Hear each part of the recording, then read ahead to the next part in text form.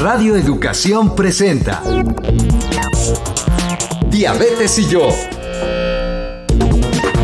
Sondeos, reportajes, tips, cápsulas de salud y mucho más. Propuestas para lograr una mejor calidad de vida. Diabetes y yo. Salud mental en un mundo desigual.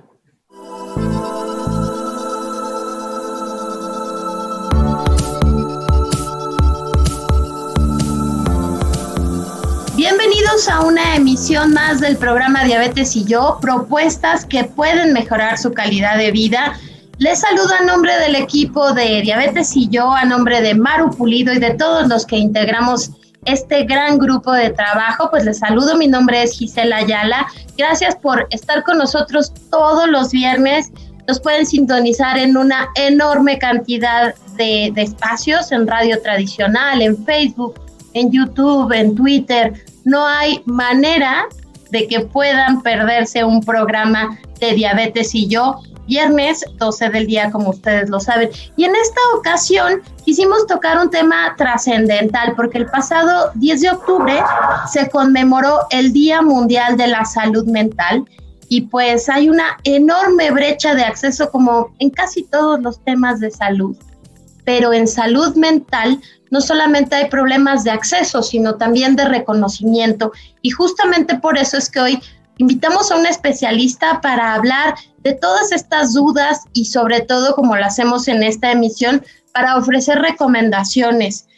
Usted va a acompañarnos en un programa que justamente se va a enfocar en ofrecer consejos, así es que háblenle a sus familiares, díganle a sus compañeros de trabajo y amigos que sintonicen Radio Educación para escuchar el programa de hoy. Antes de dar paso a la bienvenida a nuestra invitada, quiero que nos acompañen a escuchar una cápsula justamente sobre el Día Mundial de la Salud Mental 2021, con importantes datos que después abordaremos con nuestra entrevistada de esta tarde.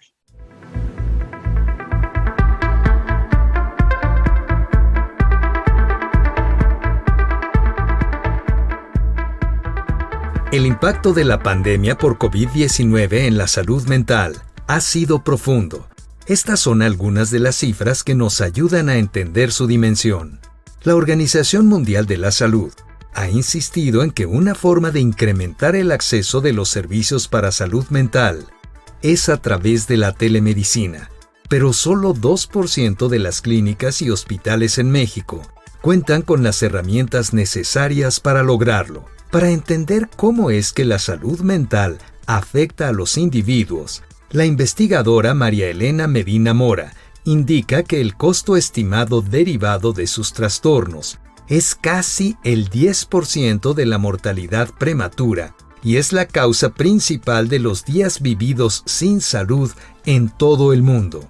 En los países de ingresos medios y altos, entre el 2.4% y 5.1% del presupuesto destinado a salud se dedica a salud mental.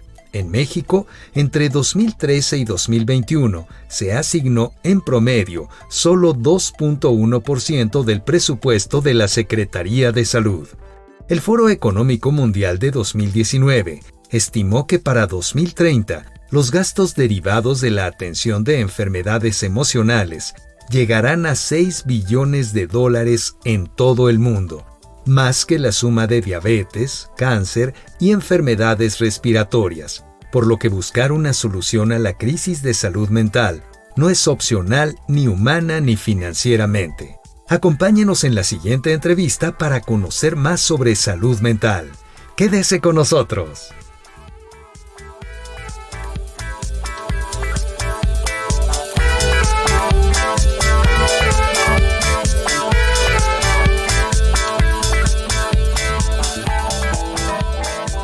Y seguimos esta tarde en el programa Diabetes y yo, una emisión que todos los viernes les lleva importante información sobre salud. Y ya decíamos antes de escuchar la cápsula que antes de la pandemia la salud mental era un importante tema de salud pública, pero con la llegada del COVID-19 la situación ha empeorado. Y no lo decimos solamente porque así lo sentimos. Hay gran cantidad de información como la que ustedes escucharon en la cápsula que así lo avala. De hecho, fíjense que casi 1,000 millones de personas en todo el mundo viven con un trastorno, al menos con uno, con un trastorno de salud mental. Para hablar de todo esto, hoy nos acompaña la psiquiatra Lorena Rodríguez Bores. Ella es médico cirujana egresada de la UNAM, tiene una maestría en Ciencias de la Salud por la UNAM y es doctorante en Salud Mental Pública por la misma institución. Doctora Rodríguez, ¿cómo está? Buenas tardes. Hola, ¿qué tal? Buenas tardes. ¿Qué tal, Gisela? Un saludo a ti y a todos los radioescuchas. Muchas gracias por la invitación. Doctora, ¿qué tal el antecedente? Este Día Mundial de la Salud Mental trae nuevos retos, ¿no? Claro. Bueno, este pasado 10 de octubre se celebró el Día Mundial de la Salud Mental y así como pasa también como el Día de las Mujeres, pues es un día en el que hay que aprovechar más bien un tema de concientización y que brinde una oportunidad a hacer público este tema que nos compete absolutamente a todos, no nada más a las personas que nos dedicamos a la salud o a la salud mental. Es un tema que debe de ser prioritario para todas las personas, ¿no? Maestros, educadores, personas que se dedican a los medios de comunicación, la publicidad. Por supuesto que todos los sectores deben de estar involucrados. Y bueno, este año el lema fue salud mental en un mundo desigual. Entonces lo que se propone es que realmente haya igualdad para todos en el acceso a la salud mental. Y doctora, ¿cuáles son los trastornos? Cuando hablamos de salud mental y de los trastornos, ¿a qué específicamente nos estamos refiriendo? Claro, es súper buena tu pregunta, porque creo que mucho tiempo se piensa en enfermedades mentales, ¿no? Y eso es un tema que también abona mucho al estigma sobre los trastornos y las enfermedades mentales. Sin embargo, más bien hay que verlos de una forma positiva, de hablar de la salud mental como un estado de bienestar que nos va a poder llevar a realizar todas nuestras capacidades y no solo verlo solo como la ausencia de la enfermedad, ¿no? Que eso es también inclusive aplicado para la salud física. El tema es más bien hacer hincapié en prevenir aquellas condiciones de salud mental que puedan, por supuesto, afectar nuestra calidad de vida, nuestro funcionamiento. Todos en algún momento llegamos a tener tristeza o llegamos a tener un poco de nerviosismo, de preocupaciones, que son realmente emociones que son completamente normales y que de hecho nuestro cerebro, nuestro sistema nervioso central, pues las tiene para adaptarnos al medio. Sin embargo, son funciones que son superiores y que además tienen toda una regulación y un sistema bioquímico que las subyace. Entonces, cuando llega a haber alguna alteración, ya sea por un tema genético o un tema, pues, que puede ser secundario a alguna otra enfermedad o simplemente fue por la combinación de muchos factores, inclusive también psicosociales, y que se cruza este umbral y se presenta ya un problema de salud mental, es decir, esta parte se enferma, como les digo, a veces el ánimo se enferma y vienen los trastornos del ánimo, ¿no? O la ansiedad se enferma. La ansiedad es una emoción completamente natural y que nos ayuda a adaptarnos, sobre todo a nuestra supervivencia, pero cuando los mecanismos para su regulación se pierden o se alteran y se pierde esta regulación, estamos hablando de que ya se cruzó este nivel y estamos hablando de que ese sistema se enfermó. Y estamos hablando de que tendríamos la presencia de un trastorno. Pero hay toda esta dimensión, que creo que es muy importante mencionarlo, para no sentir tristeza significa que ya tengo una depresión o el sentirme un poco preocupado porque tengo una situación en este momento que se atravesó y que me quita un poco el sueño, me tiene un poco preocupado, no significa que ya tengo un trastorno de ansiedad. Creo que es muy importante hablar de esa parte en lo que no es una enfermedad y lo que es algo completamente normal. Es normal sentirse triste, es normal sentirse a veces solo, es normal sentirse un poco preocupado. La parte de salud mental, creo que el concepto empieza a ser también como en salud pública, en esta parte de hacer por nosotros algunas medidas y tener estilos de vida que sean saludables justamente para promover esta salud mental, fomentando nuestro propio autocuidado. Hablamos mucho de autocuidado, por ejemplo, en el tema de alimentación, ¿no? Precisamente para evitar enfermedades crónico-degenerativas. Bueno, el autocuidado de la misma forma debe de estar fomentado para nuestra salud mental. Realizar acciones que van a ser en pro de nuestro propio bienestar y que van a evitar, por lo menos en alguna medida, el desarrollo de algún problema de salud mental. Doctora, y justamente pues hablábamos hace un momento de que ya todo esto que nos refieres, identificar en qué momento empieza a ocurrir un problema, en qué momento tenemos que pedir ayuda, porque hay como varios momentos de acción, y también esta pandemia nos ha traído pues estar trabajando desde nuestras casas con retos que antes no teníamos. Por ejemplo, la doctora Rodríguez ahorita tiene a su bebé mientras estamos grabando este programa, que amablemente la doctora nos regaló unas horas de su tarde para compartir todos sus conocimientos, y eso antes no pasaba. Digamos que nuestra vida pre-pandemia, antes de la pandemia, teníamos unos retos, el estrés, la violencia que de pronto vivimos en este país, pero ahora tenemos otros nuevos y diferentes. Entonces, doctora, ¿a qué edad? Porque esto me pareció muy relevante del Día Mundial de la Salud Mental de este 2021. Se empezó a hablar de edades, porque de pronto nosotros pensamos, la ansiedad es un tema de adultos, la depresión es un tema de adultos. A ver, hablemos desde cuándo debemos empezar a cuidar nuestra salud mental y a ocuparnos de ella. Claro. La salud mental debe de ser cuidada desde que nacemos, o sea, desde el vínculo con nuestros hijos, ¿no? En este binomio es parte de la salud mental.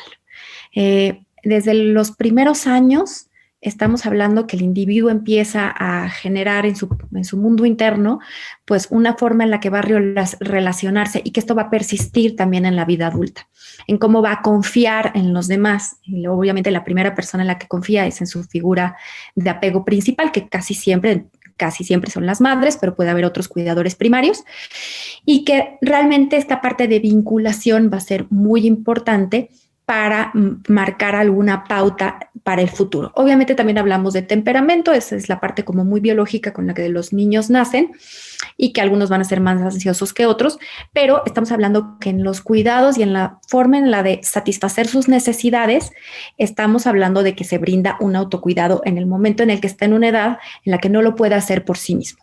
Por supuesto que a medida que crece, y algo que mencionas es, si es cierto, antes la niñez siempre ha sido invisibilizada, y por supuesto que no podía faltar el ser invisible en temas de salud mental. Entonces se creía que los niños no se enfermaban, o que tenían solamente algunas cuestiones o condiciones antes lo que se llamaba retraso mental, ahora es discapacidad intelectual. Sin embargo, ahora sabemos que no, o sea que los trastornos mentales que vemos en los adultos seguramente tuvieron alguna pauta y algún origen en nuestra infancia. Desde cómo se va manejando primero desde cómo se reconocen estas emociones y cómo se manejan. Esto va a ser algo que debe de ser desde las primeras edades, desde la edad preescolar, escolar, que haya una educación en salud mental, desde cómo reconocer nuestras emociones, cómo regularnos, qué hacer cuando nos sentimos tristes, enojados, preocupados, felices. También el manejo de la felicidad es también importante. Y bueno, creo que eso es parte de una educación en salud mental, y es parte del autocuidado. ¿Para qué? Obviamente para que cuando llegamos en una edad en la que tal vez nuestro sistema nervioso central, en la que ya esté mejor integrado, que es en la edad adulta, pues llegue uno de la forma más saludable posible, porque sabemos que el estrés temprano tiene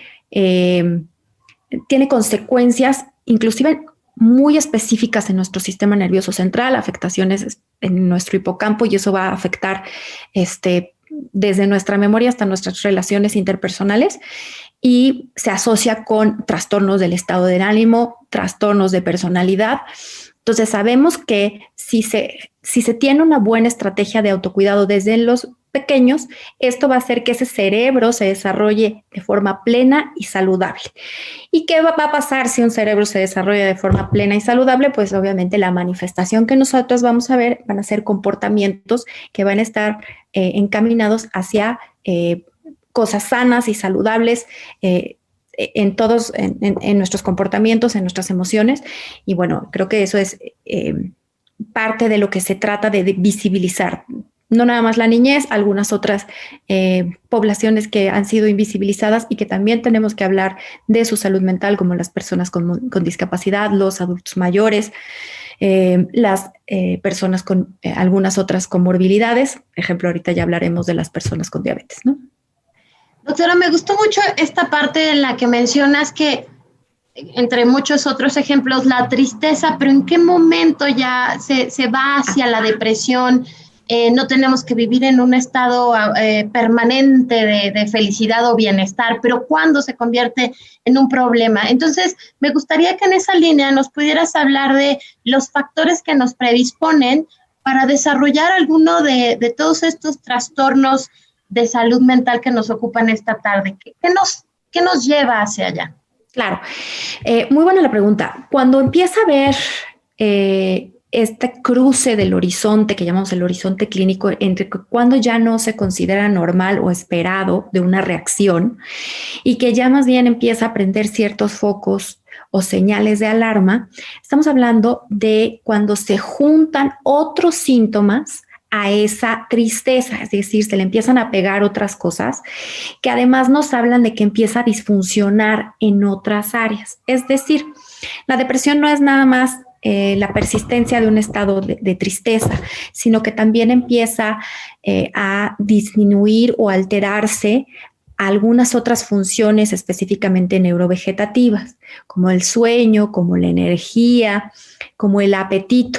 Y puede ser desde que no se puede dormir bien, o sea, hay un insomnio, o todo lo contrario, la persona empieza a tener mucho más sueño que de costumbre o de que si lo comparamos con su basal.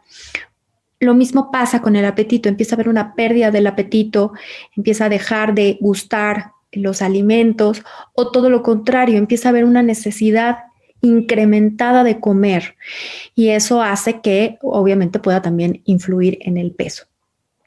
La energía es una pauta muy importante. Las personas que empiezan a tener depresión ya no es nada más este estado permanentemente de tristeza, sino que también se asocia a que físicamente se sienten sin energía.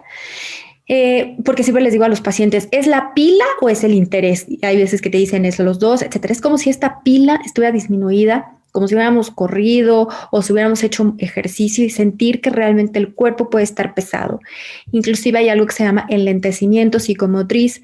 Las personas pueden estar inclusive percibiéndose, o inclusive las personas alrededor lo pueden notar, de que está uno más lento, que habla más lento, que se mueve más lento. Eso es de las cosas que se afectan. Otro, digamos, conjunto importante que se afecta son las funciones cognitivas. Estamos hablando que a esta tristeza se le empieza a agregar ya una disfunción en la parte de la atención, de la memoria, de la retención. Una persona que ya no está teniendo la misma capacidad para entender inclusive una conversación o ver una película, o ya no puede leer porque no está entendiendo lo que está leyendo, y eso también está asociado con esta depresión. Evidentemente hay otros síntomas que se le agregan, ¿no? Que pueden ser en relación a uno mismo, empezar a tener esta percepción pues errónea, esta distorsión cognitiva de uno mismo, y empezar a tener autorreproches, mucha culpa, inclusive una autoestima muy bajo, y que esto puede desencadenar ideas inclusive de querer desaparecer, ¿no? Las ideas de muerte muchas veces acompañan a este síndrome, y esto puede ser justo el punto de máxima alarma que hay que tener cuidado, ya que esto podría estar hablando de que puede progresar hacia una idea de muerte o inclusive considerar algún plan suicida. Y por supuesto que la gravedad máxima de un episodio depresivo mayor es aquellas personas que llegan a cometer algún intento suicida o, por supuesto, llegar a la parte fatal que es consumar un suicidio. Fíjate, doctora, que siempre el Día Mundial de la Salud Mental es una gran oportunidad de poner atención, de no tener que esperar a que justamente haya una imposibilidad de levantarse de la cama, un no poder estar funcionalmente en tu día a día, sino tratar de cuidar tu salud mental y de estar atento. Entonces, en las familias, doctora, si algún integrante ha tenido algún trastorno de la salud mental, ¿se puede repetir en este entorno familiar? Claro, la base genética de los trastornos mentales está documentada para varios de ellos, lo que es depresión, ansiedad, autismo, ¿no? Esquizofrenia. Sí hay una base genética importante y sí es un factor de riesgo que no podemos voltear a ver hacia un lado y decir que eso no suceda. Sin embargo, no es destino que a fuerza que ya hay un antecedente genético, esto se va a repetir. No estamos hablando que es una herencia mendeliana en la que va a ser aparte predecida, ¿no? O sea, que podemos decir perfectamente en qué generación se va a presentar. Eso no sucede. Realmente hablamos de que son enfermedades poligénicas, es decir, son muchos los genes asociados, no es solo uno. Y no nada más son alteraciones, o sea, hay diferentes tipos de alteraciones genéticas.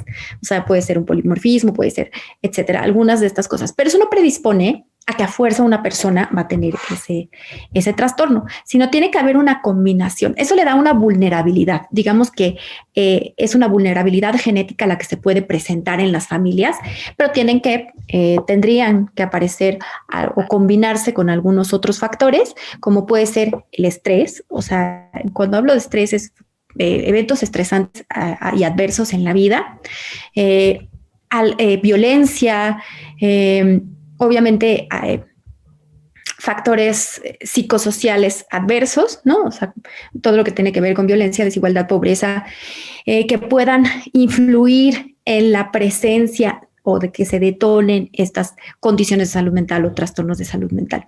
Entonces, no es un destino, siempre decimos que genética no es destino, lo mismo que crianza tampoco es destino, o sea, sí tiene que haber una combinación entre esto, o sea, puede haber personas que tengan esta predisposición, pero con una crianza positiva, un ambiente enriquecido, estímulos adecuados, se puede disminuir el riesgo. Se puede disminuir el riesgo y si se presentan, se puede también diagnosticar a tiempo, que es algo de lo que vamos a hablar a continuación, súper importante, porque también en la información que salió a raíz del Día Mundial de la Salud Mental y escuchábamos en la cápsula, ¿cuántos trastornos no han pasado por un médico, por un psiquiatra, como la doctora Lorena Rodríguez, que esta tarde nos acompaña en Diabetes y Yo? Pero ¿qué les parece que hacemos una breve pausa para escuchar los consejos de salud, que son un elemento esencial de este programa? Le invitamos a que los escuche con atención, siempre son muy útiles para nuestra vida diaria, y después regresaremos a continuar la charla tan interesante en el marco de este Día Mundial de la Salud Mental 2021. Consejos de salud para una mejor calidad de vida.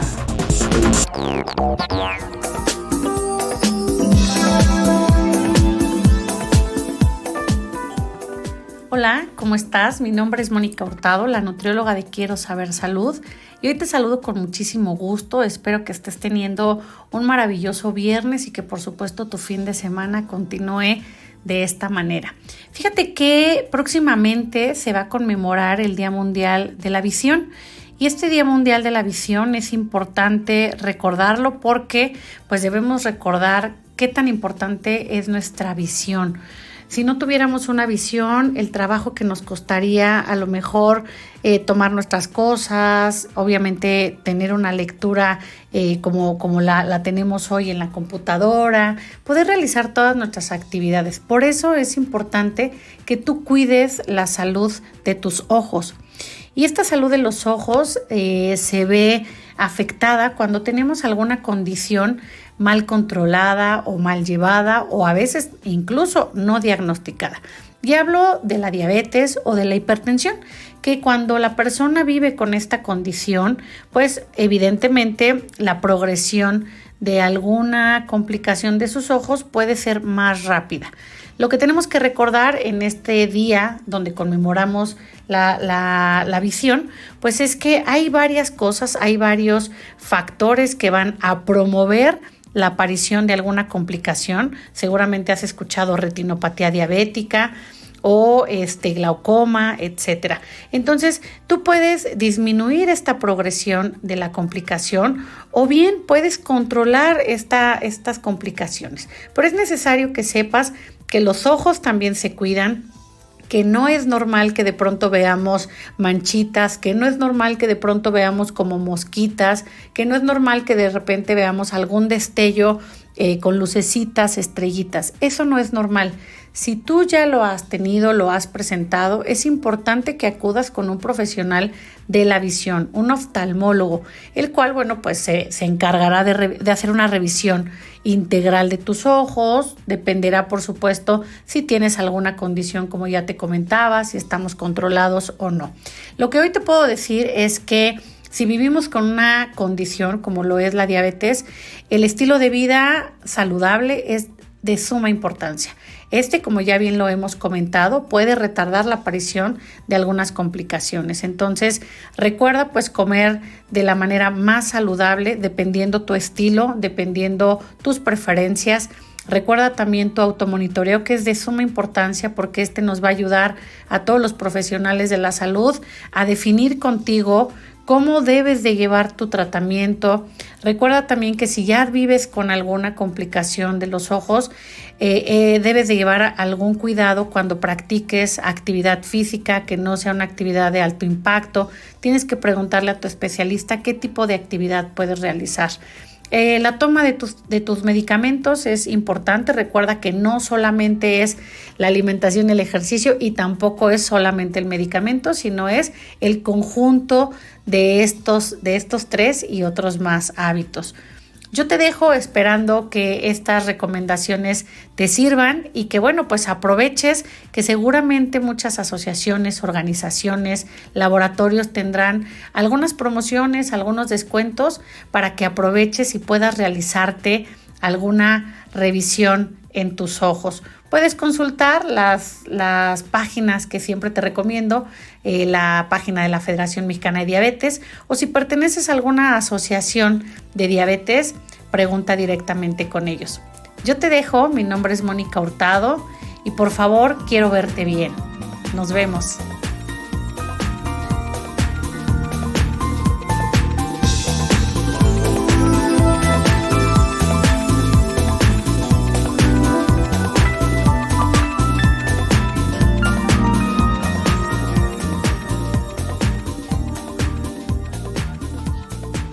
Y seguimos esta tarde en Diabetes y Yo hablando del Día Mundial de la Salud Mental 2021. Nos acompaña la psiquiatra Lorena Rodríguez Bores. Y pues justamente, doctora, estamos hablando del Día Mundial de la Salud Mental en el segundo año de conmemoración de este día en pandemia.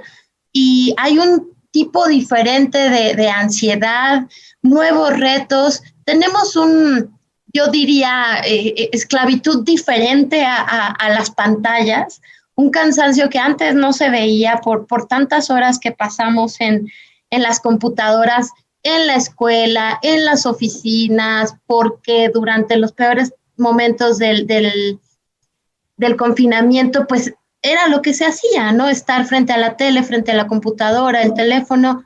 Doctora, ¿qué retos ustedes como especialistas están viendo nuevos? Y sobre todo lo más importante, ¿cómo los enfrentamos? ¿Cuáles serían las recomendaciones que nos daría a todos los radioescuchas? Claro.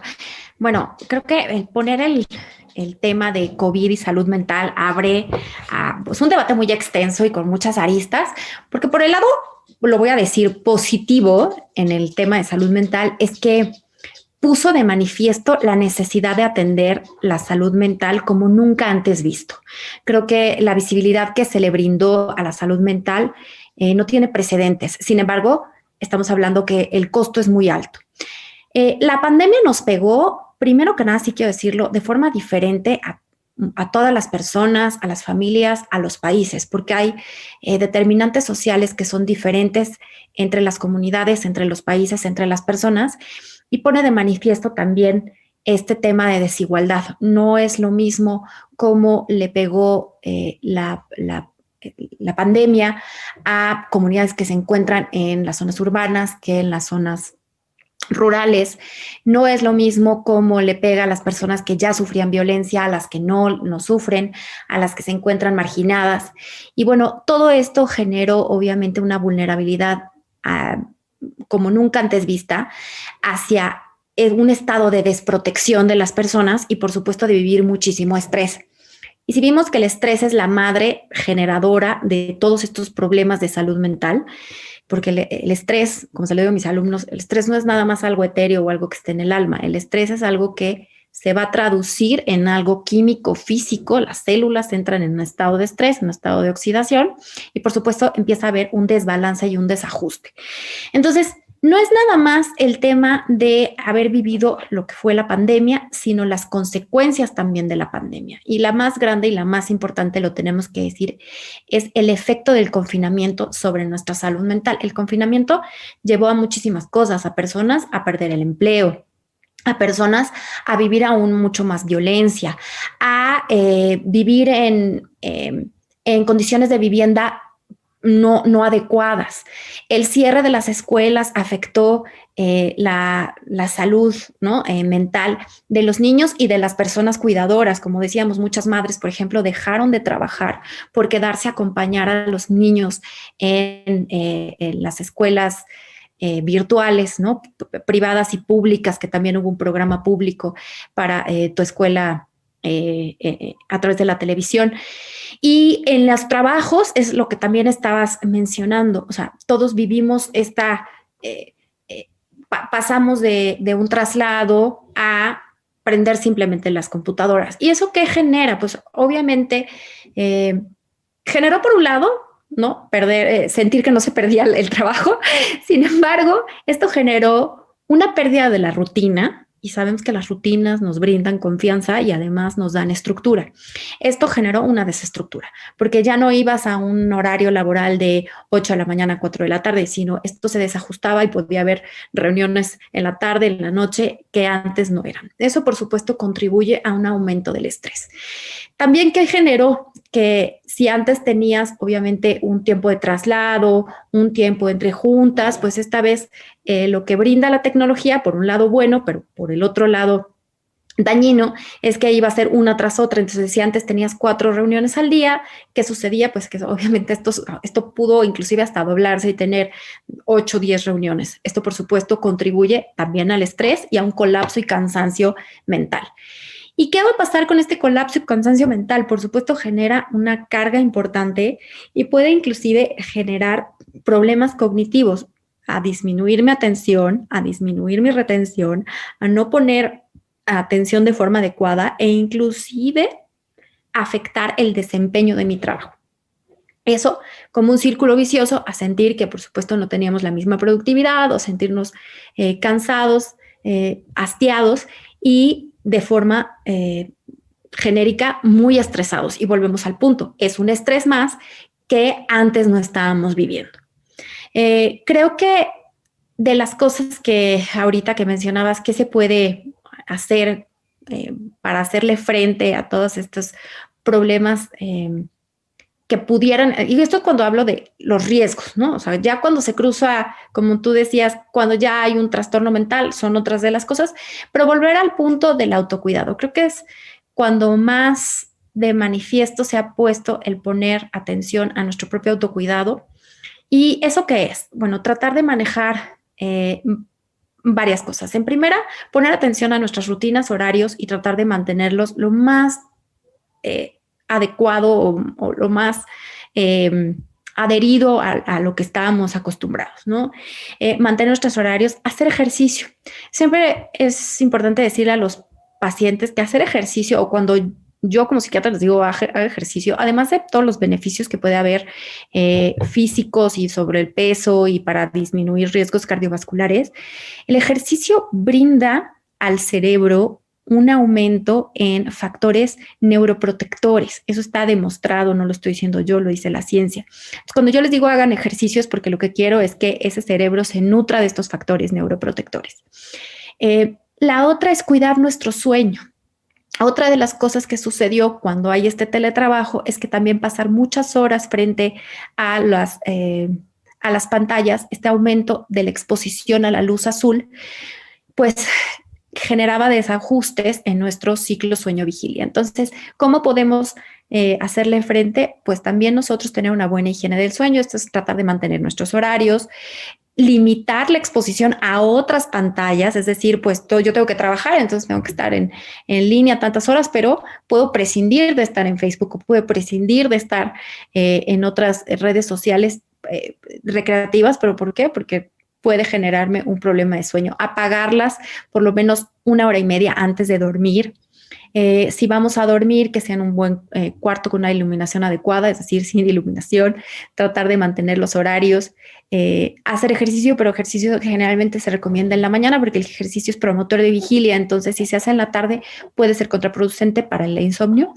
Y todas estas medidas son medidas de autocuidado que deben de estar presentes para evitar que se presenten estos síntomas o que estos síntomas puedan evolucionar ahora sí ya en un síndrome que necesite una atención más especializada.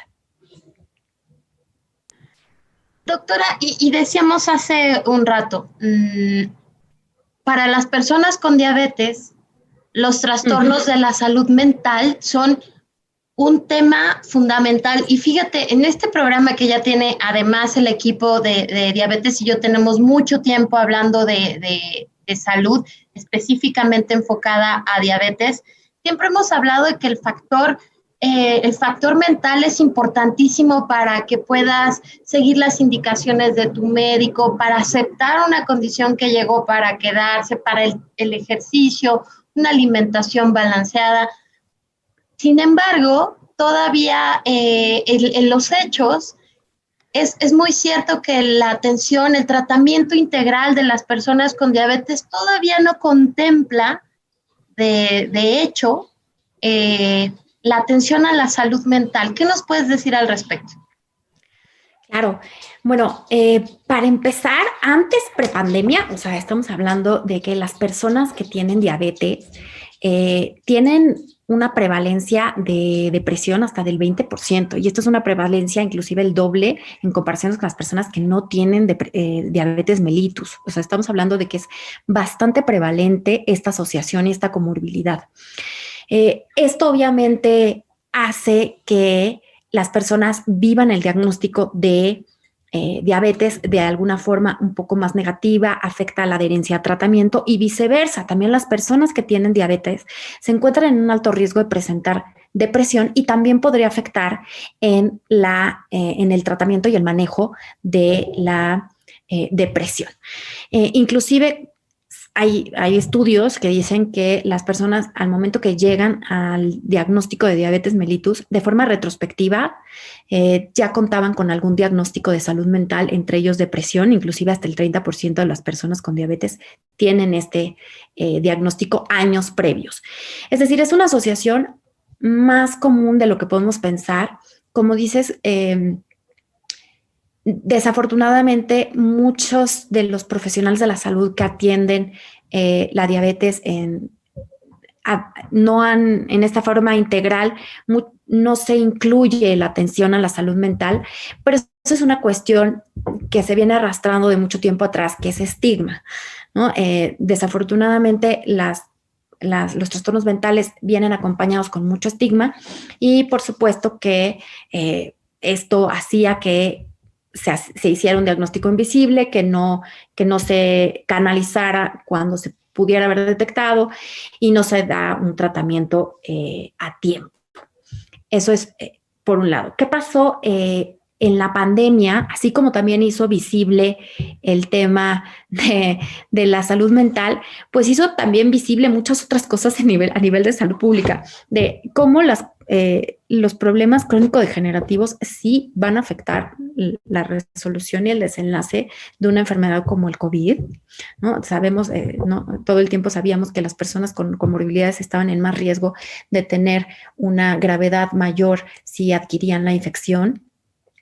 También la necesidad de medicina de rehabilitación. Antes no se escuchaba y ahorita ya sabemos que la COVID deja secuelas y secuelas específicamente no nada más respiratorias, sino también secuelas de salud mental. Entonces, creo que pone sobre la mesa temas específicos que hay que atender y que serán seguramente retomados en otra forma o en otra conceptualización de aquí en adelante.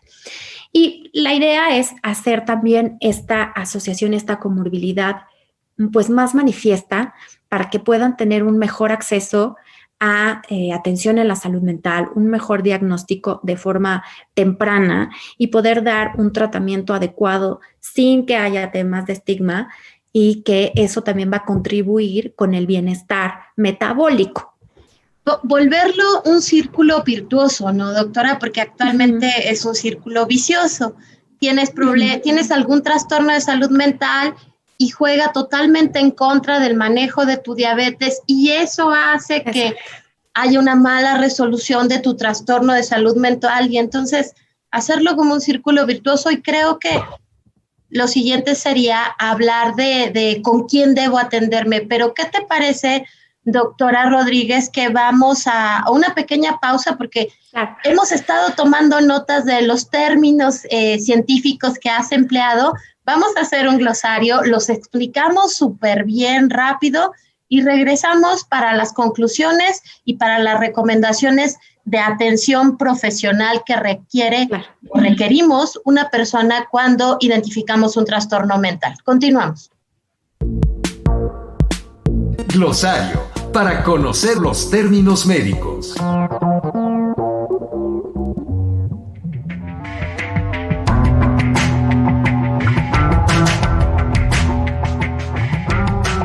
Sistema nervioso central. Está conformado por el cerebro y la médula espinal. Es el centro de procesamiento principal que controla todas las funciones del cuerpo. Autocuidado.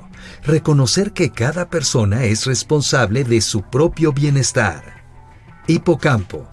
Es un pequeño órgano con forma curvada y alargada, localizado en el cerebro. Participa en la regulación de los estímulos, emociones, aprendizajes y de la memoria. Invisibilizado. Serie de mecanismos sociales que buscan omitir la presencia de una situación o grupo. Neurovegetativo. Regula las funciones involuntarias del cuerpo. Herencia mendeliana. Se refiere a los patrones de herencia que son característicos de los organismos que se reproducen sexualmente. Polimorfismo. Diversidad de aspecto que, en algunas especies, presentan los individuos de una población en el mismo estadio de desarrollo. Estigma. Comportamiento, rasgo o condición que posee un individuo y genera su inclusión en un grupo social, cuyos miembros son vistos como inferiores o inaceptables. Comorbilidad. 2 o más trastornos o enfermedades que ocurren en la misma persona.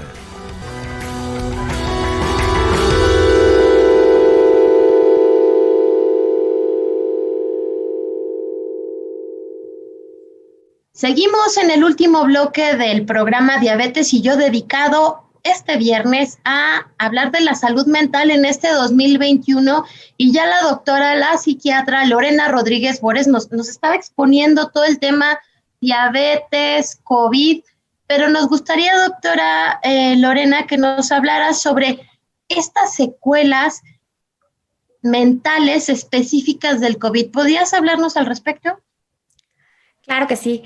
Bueno, primero, antes de hablar de secuelas, sí quiero decir que tener un diagnóstico psiquiátrico o una enfermedad psiquiátrica juega como 2 papeles. Primero, juega como un factor de riesgo que en presencia de COVID puede generar obviamente más manifestaciones y diagnósticos psiquiátricos, pero también son una consecuencia de la infección por coronavirus. Es decir, las personas que tenían un diagnóstico psiquiátrico previo al COVID y les dio COVID, tuvieron mayor riesgo de presentar más síntomas depresivos, más síntomas de ansiedad, síntomas inclusive obsesivo-compulsivo y también un aumento o un riesgo de aumento en el consumo de las sustancias. Las personas que ya adquirían la infección, pero no tenían un problema psiquiátrico, se encontraban también en riesgo de desarrollar un nuevo diagnóstico. No todas las personas desarrollaban trastornos mentales, pero sí cerca hasta el del 40% presentaron síntomas depresivos y ansiosos durante la infección e inclusive después. No nada más depresión y ansiedad, también estrés postraumático. Hay un estudio muy bonito que se puede presentar hasta en el 40% de las personas que tuvieron la infección, inclusive meses después, hasta 6 meses después del diagnóstico por coronavirus. Entonces, estamos hablando de que está teniendo consecuencias importantes, pero también puede cruzar un horizonte muy importante que es desarrollar algún trastorno mental grave, y eso sería todo lo que es la conducta suicida. Se ha reportado a nivel mundial por lo menos un incremento del 5% de incremento en la conducta suicida asociada a un mes después de haber tenido coronavirus. Y hay una encuesta nacional que se llama ENSANUD COVID, porque la ENSANUD normal se hace relativamente cada cierto periodo de tiempo. La última fue en el 2018, pero para el COVID específicamente el Instituto Nacional de Salud Pública hizo una ENSANUD COVID y la compara justo con el 2018 en una etapa prepandemia, y se vio un aumento y un incremento en la prevalencia de ideación suicida, sobre todo en población adolescente, asociada a las personas que se habían infectado de COVID. Y ya específicamente en personas que tuvieron una enfermedad grave por COVID y que tuvieron que ser hospitalizadas, hasta en el 30% de las personas hospitalizadas se presentaba delirium, que es pues es una condición neuropsiquiátrica, es decir, son manifestaciones psiquiátricas por una infección, pero tiene, elementos muy específicos y muy característicos. Y ya como secuela, sí se ha visto que es inclusive después de las secuelas respiratorias, las secuelas en salud mental son el segundo lugar. O sea, se puede desarrollar un trastorno depresivo como tal o un trastorno de ansiedad como tal, e inclusive puede hacer que la recuperación sea más insidiosa. Entonces, estamos hablando que son los famosos trastornos neuropsiquiátricos por COVID, y hay por ahí algunos reportes de alteraciones neurocognitivas, o sea, parecidas a lo que sería un deterioro cognitivo o una demencia, sobre todo en adultos mayores que fueron infectados con COVID. Entonces, estamos hablando de que no es no es nada más por el estrés del confinamiento, no es nada más por el estrés de haber vivido las consecuencias sociales de la pandemia, sino también específicamente el virus puede tener una afectación directa, digamos, sobre el sistema nervioso central, y que se puede manifestar con sintomatología neuropsiquiátrica. Con trastornos neurocognitivos, doctora, ¿te refieres a esto que nos cuesta trabajo concentrarnos, que nos cuesta trabajo acordarnos? ¿A eso te refieres? Sí, bueno, esos serían síntomas cognitivos. Ya trastornos neurocognitivos son todos aquellos que parecen una demencia. O sea, se agrupan en trastornos neurocognitivos, son los que son demencias. Puede ser demencia por Alzheimer, demencia vascular, demencia por cuerpos de Lewy, frontotemporales, etcétera. Son trastornos neurocognitivos. Doctora, porque lo que realmente, o sea, el síntoma principal es este deterioro en las funciones cognitivas: memoria, atención, retención, lenguaje, etcétera. Correcto. ¿Cómo llegamos al diagnóstico, ya sea de un trastorno derivado de COVID, ya sea porque lo vivimos, por la pandemia en general que nos afecta a todos? ¿Cómo llegamos a un diagnóstico, doctor? Claro. Gracias. Va a ser como escalonado y dependiendo del riesgo. Las personas, voy a decirlo, yo creo que la mayoría de las personas experimentamos algo de estrés, ansiedad y tristeza durante esta pandemia. Ahí es cuando hay que hacer una gran labor de la promoción de la salud y la prevención para que las personas puedan tener este reconocimiento propio y saber si están cruzando este umbral que decíamos, o estos focos y estos señales de alarma, y pedir el siguiente paso, ¿no? Que el siguiente paso sería acudir a los servicios que serían comunitarios. O sea, no se necesita un especialista, simplemente pueden ser servicios comunitarios, deberían ser atendidos por médicos generales, psicólogos, y que puedan manifestarse estos malestares que ya cruzaron un horizonte, se convierten ya en un malestar. Primero están los síntomas aislados, después están los malestares y después ya está el probable diagnóstico. Y el diagnóstico sí debe de ser realizado por algún profesional de la salud no especialista. Esto puede ser, insisto, inclusive enfermeras tienen, si tienen una buena preparación de salud mental, están capacitadas para hacer un pequeño tamizaje y poder saber si se trata nada más de síntomas aislados, de un malestar, o si ya estamos hablando de que tienen algún problema. Si ya hay un diagnóstico, pues también primero se evalúa cuál es la severidad. No es lo mismo un diagnóstico leve a un diagnóstico que ya es grave y que tiene alguna conducta de riesgo, y que ese sí podría ser referido a otro nivel para acudir a un especialista. Eso puede ser un especialista ya un psicoterapeuta, en el caso de los trastornos de ansiedad, por ejemplo, o si ya se requiere un tratamiento farmacológico, pues ya buscar un tratamiento con un psiquiatra. Evidentemente, a nivel hospitalario, si ya estamos hablando de que es una persona que tuvo o que tiene problemas de una infección por COVID, pues lo primero es la vida, ¿no? Entonces, realmente primero es atender el hecho de la infección, etcétera. Pero si hay algún problema de que se sientan mal, manifestarlo, y sí debe de ser, y la verdad es que lo sé, que en los institutos nacionales tenían mucho cuidado y estaban monitoreando y tamizando a las personas con infección para ver si no había un problema asociado y que requiriera un tratamiento especializado, y que eran referidos ya sea a psicología o psiquiatría, para que se diera la intervención acorde al nivel de riesgo que presentaba la persona. Pero hay que estar muy alertas, muy, muy alertas. Ese sería como el llamado de este programa, ¿no, doctora? Claro, el llamado es hacia las personas, a la población general y al personal de salud. O sea, definitivamente mis colegas, no pretendo ser señaladora, pero sí hay muchos colegas que aún son estigmatizadores, que creen que la psiquiatría y que los problemas de salud mental son un problema invisible, o que son un problema que solamente es para llamar la atención, o que no existe simplemente. Y eso es una gran barrera en el acceso a la salud mental, porque lejos de poder facilitar una atención y una intervención a tiempo, la bloquean solo por un prejuicio y un estigma personal que tienen mucho personal de la salud. Entonces creo que es importante hacer el llamado también a la comunidad médica a que tengan esta empatía, esta sensibilidad, y saber que todos estamos expuestos. Eso me gusta mucho. Un colega siempre dice, pues yo soy hombre y soy ginecólogo, entonces me queda claro que en mi vida voy a tener un problema ginecológico. Sin embargo, todos estamos expuestos a un problema de salud mental, aunque no te dediques a ello, ¿no? O sea, ese ginecólogo, ese neurocirujano, ese internista, ese médico general, ese médico familiar, ese enfermero, ese trabajador social, todos estamos en riesgo de un problema de salud mental, a diferencia de otras especialidades. Doctora Rodríguez, ¿cuáles son tus datos de contacto? Porque seguramente muchos de nuestros radioescuchas querrán tomar comunicación contigo. Claro que sí. Bueno, mi correo es dra.bores@gmail.com. Se lee como si fuera doctora.bores@gmail.com.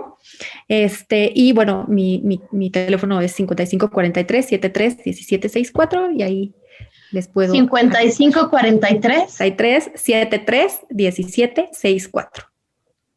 Doctora Lorena Rodríguez Bores, una gran conversadora, te agradecemos muchísimo tu presencia con todos estos conceptos y recomendaciones en torno a la salud mental. La doctora Lorena Rodríguez Bores con B grande, es médico cirujana por la UNAM, con una maestría en Ciencias de la Salud por la misma institución, doctorante en Salud Mental Pública. Doctora, muchísimas gracias por acompañarnos en Diabetes y Yo. Muchas gracias a ustedes y muchas gracias por hablar de un tema tan importante y tan general al mismo tiempo como es la salud mental. Y pues recuerde que usted que nos acompañó en este programa, ya sea en vivo o que nos está escuchando por alguna de las múltiples canales que tenemos, en el espacio de Diabetes y Yo hemos colocado información para seguir aprendiendo más sobre salud mental hoy y siempre. A nombre de todo el equipo de Diabetes y Yo, me despido. Mi nombre es Gisela Ayala y participamos en este programa Mario Ledesma, Oscar Guerra, Nacho Casas, Brisa Sánchez, por supuesto nuestra querida María Eugenia Pulido. Les reitero mi nombre, Gisela Ayala. No se olvide, siempre tenemos una cita para hablar de salud todos los viernes a las 12 en Diabetes y Yo. Radio Educación presentó Diabetes y Yo. Sondeos, reportajes, tips, cápsulas de salud y mucho más. Propuestas para lograr una mejor calidad de vida. Diabetes y Yo.